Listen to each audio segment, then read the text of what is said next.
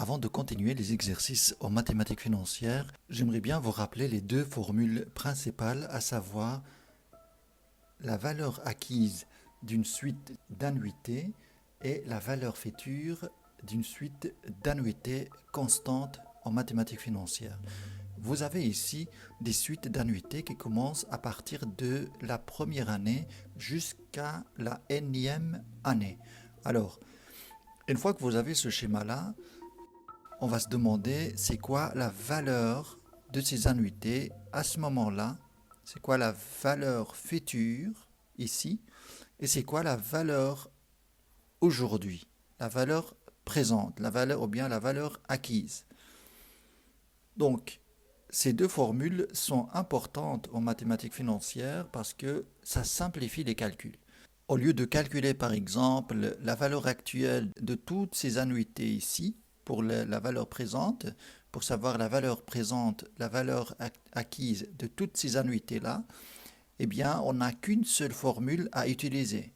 C'est pareil pour la valeur future, au lieu de capitaliser toutes ces annuités pour la date n, eh bien, on va simplement utiliser une seule formule pour cela.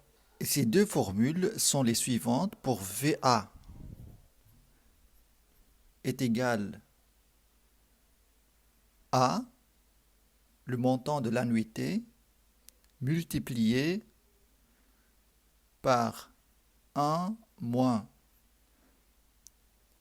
1 plus le taux d'intérêt exposant moins n sur le taux d'intérêt. Ça, c'est la valeur acquise d'une suite d'annuités. Il faut bien faire attention que ça commence ici et ça finit ici, les annuités. Et la formule de la valeur future est égale à fois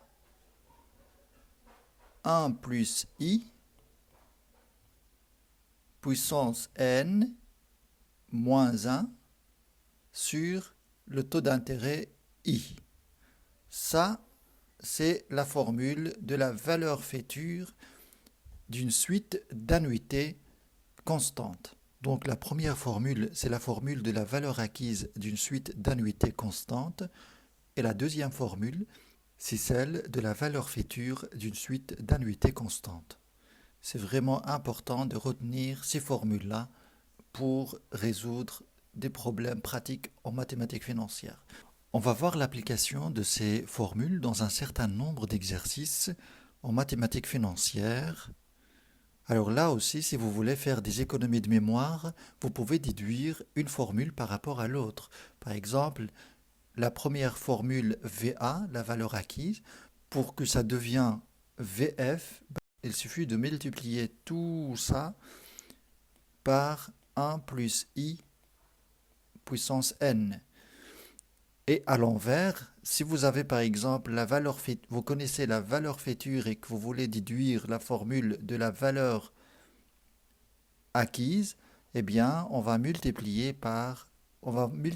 cette formule-là par 1 plus i puissance moins n. Et en développant, vous allez tomber sur la même formule. Voilà un peu pour ces deux formules. Et pour le moment, on va voir un petit peu quelques exercices par rapport à ça pour appliquer un petit peu ces formules et voir dans quel sens on peut les appliquer dans des exercices pratiques en mathématiques financières. Je vous donne un exercice tout de suite pour voir l'application de tout ça pratiquement. Alors, sixième exercice, vous avez un projet d'investissement qui va vous rapporter 10 000 € chaque année pour les 10 prochaines années. Quelle est la valeur actuelle ou bien acquise de ces 10 000 € placés au taux de 5%? Bien sûr, la première chose à faire, c'est de placer les données sur une ligne de temps. Ici, je vais représenter tout. Donc, vous avez 0, c'est aujourd'hui. 1, 2, 3, 4, 5, 6, 7, 8, 9, 10 ans. Et puis on va mettre 10 000 chaque année qui va être placé bien évidemment au taux de 5%. Donc vous avez le taux d'intérêt, c'est 5%. Donc on se demande ici, c'est quoi la valeur de ces 10 000 euros placés au taux de 5%, c'est quoi leur valeur ici, aujourd'hui? C'est quoi leur valeur aujourd'hui? Une fois que vous placez les données comme ça, vous pouvez repérer une ressemblance à ce qu'on a ici, sur cette ligne de temps. Donc vous avez ici la valeur acquise d'une suite d'annuités. Donc on va simplement appliquer cette formule d'une suite d'annuités à ce problème et on va voir combien ça va donner.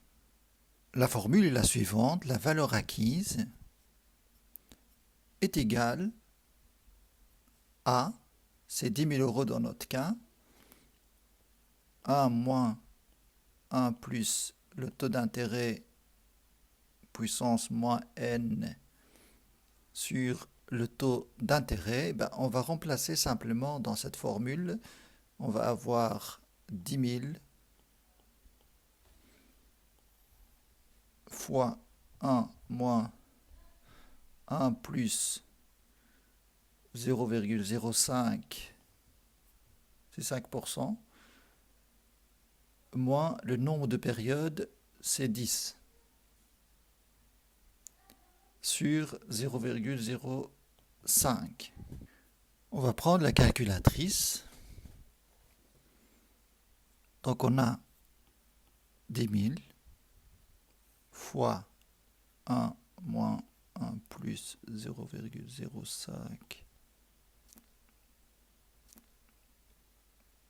moins 10, 0,05 ici. Hop, 0,05. Voilà, notre calculatrice nous donne la valeur de 77 217 euros. Là, une question. Si vous voulez savoir, par exemple, la valeur future de ces annuités constantes, il suffit de capitaliser ça, de le multiplier par 1 plus le taux d'intérêt de 5%, puissance 10. Et vous allez avoir la valeur future de ces annuités constantes, sans passer par cette formule de valeur future. Ou bien vous appliquez directement la formule de valeur future, vous allez avoir le même résultat. Voilà pour ce 6e exercice. Si vous avez des questions, n'hésitez pas de les noter en commentaire. Merci d'avoir suivi cet exercice et à très bientôt.